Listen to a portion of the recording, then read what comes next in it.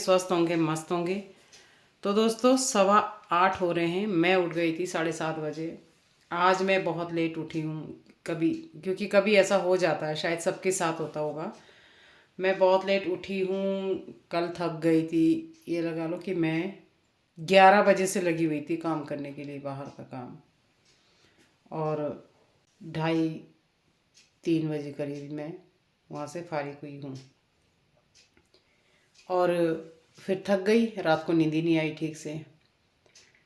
फिर मैं मेरे ख्याल से 2:30 बजे करीब आई होगी। ऐसे ही करवट बदल ली, कभी मोबाइल देख रही, कभी करवट बदल ली, नींद नहीं आ रही। लेकिन 2:30 बजे लिटरली मुझे अच्छे से नींद आ गई थी। तो आज बनाऊंगी मैं, पहले तो मैं अभी नहाऊंगी। और झाड़ू मैंने लगा दिया है।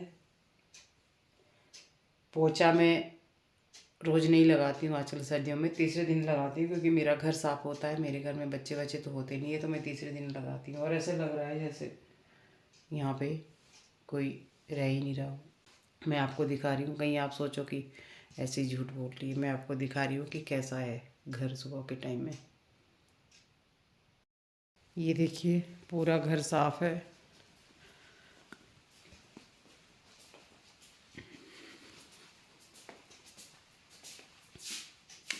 किचन काउंटर तो मैं रात को ही क्लियर कर देती हूँ।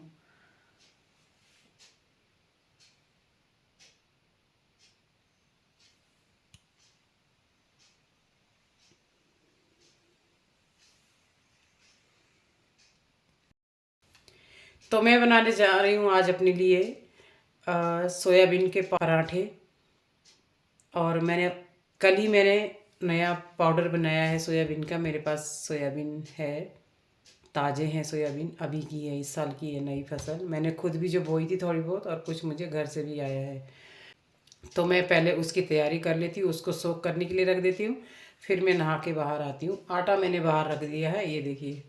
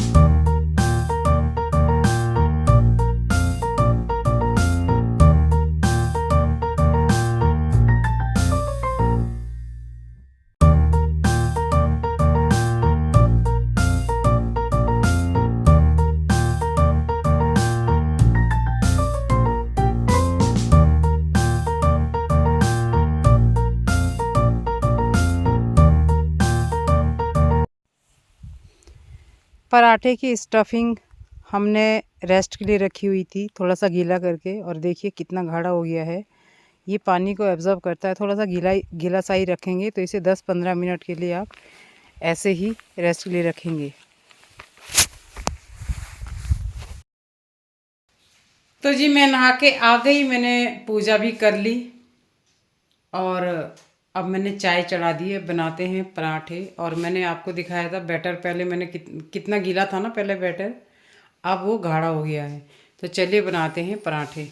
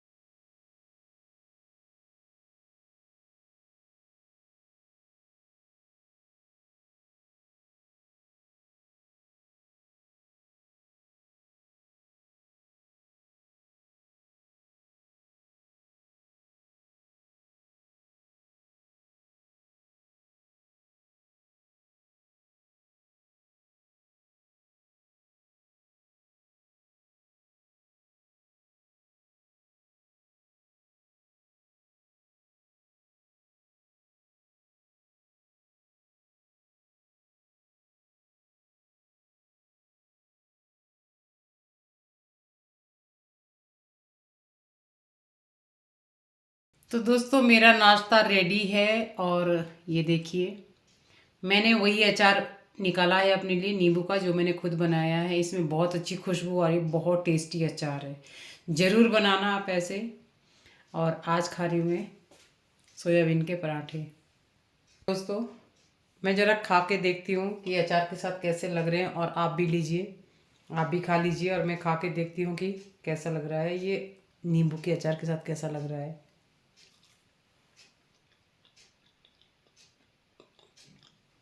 गजब दोस्तों, अचार ना इतना टेस्टी है। उसमें जो हींग की खुशबू आ रही है, अजवाइन का फ्लेवर आ रहा है, काली मिर्च का फ्लेवर आ रहा है, सौंफ का फ्लेवर आ रहा है। बहुत टेस्टी बना हुआ है, आप लोग ज़रूर बनाइएगा ऐसे। तो मैं पहले नाश्ता कर लेती हूँ, उसके बाद बाहर जाऊँगी। अचार भी रखना है सूखने के लिए।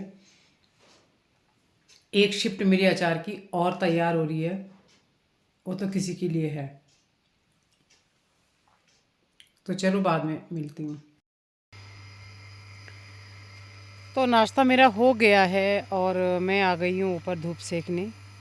बर्तन वर्तन मैंने धो दिए हैं।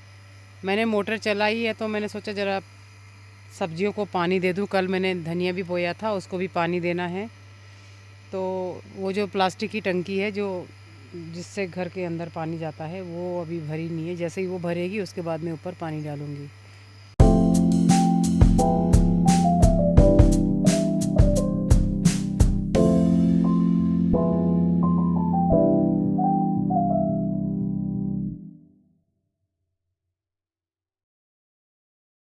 दोस्तों आज तो मेरी बुखारी भी इंस्टॉल हो गई है। भाई आया था घर से, वो लोग यहाँ पे पत्तियाँ काटने के लिए आए थे। तो मैंने बोला यार लगाई दो जब तुम लोग आ ही रखे हो, क्योंकि नहीं तो फिर कल परसों नितेश को आना पड़ता है स्पेशली इसके लिए। फिर भाई आया और उसने वो इंस्टॉल करके चला गया, क्योंकि मौसम आज तो ऐसे लग रहा है जैसे कल या परसों में बारिश होगी। और दोस्तों एक चीज़ और बतानी है मुझे आपको। हुआ ये था कि जब भाई ये तीनों लोग आए थे, मनिंदर, जगमोहन और साजन, ये दोनों ये एक मेरी मौसी का बेटा है और एक हमारी फैमिली से दूसरा भाई है वो भी मेरा। ये तीनों पत्तियां काटने के लिए आए हुए थे और ये घर भी आए। तो अच्छा ही वो आ गए और बुखारी भी लगाए गए। तो यहाँ पे जहाँ पे मैंने कल बुखारी रखी थी ना, वहाँ पे क्या हुआ कि साजन ने एकदम से नीचे नज़र मारी। मनिंदर भी वहीं खड़ा, जगमोहन भी वहीं खड़ा, मैं यहाँ खड़ी थी जहाँ पे मैं हूँ। लेकिन मेरे को क्योंकि यहाँ पे थोड़े सी झाड़ियाँ आती है सामने, तो मुझे पता ही नहीं चला। तो उसने बोला वो देखो बाघ का बच्चा जा रहा है। मैंने बोला कि यहाँ कहाँ से बाघ का बच्चा आया है भाई। हाँ हाँ, ये जो नीचे यहाँ पे मेरे 3-4 पेड़ हैं देवदार के, वो उसके नीचे दुबका हुआ था। तो वो यहाँ से निकला और रॉ जी के पास से सीधा, और बिल्ली के जितना बड़ा तो है वो, और लंबी पूंछ उसकी, और वहीं से निकला। फिर मैंने बोला कैसा था, तो उसने कहा कि दीदी वो ना कुछ ऐसा था, उस पर काली काली धारियाँ थी, मतलब स्पॉट्स थे उसके ऊपर। तो भाई सच्ची में लड़कों को सब पता होता है। कह रहे कल परसों हमको यहाँ जंगल में दिखा था, बच्चा ही था वो भी, और यहाँ पे भी दिख रहा है। तो मुझे अब ऐसे लग रहा है कि वो बाघिन है यहाँ पे, फीमेल है, और उसके बच्चे हैं। मेरे ख्याल से मेरा बच्चा वही खा गए। मुझे बहुत दुख हो रहा है, मेरा बच्चा ऐसे जाता था। अब क्या ही करूँ उसका, वो कहीं से भी मैंने इतने रास्ते उसके बंद किए, पर फिर भी वो कहीं ना कहीं से नया रास्ता बनाता है।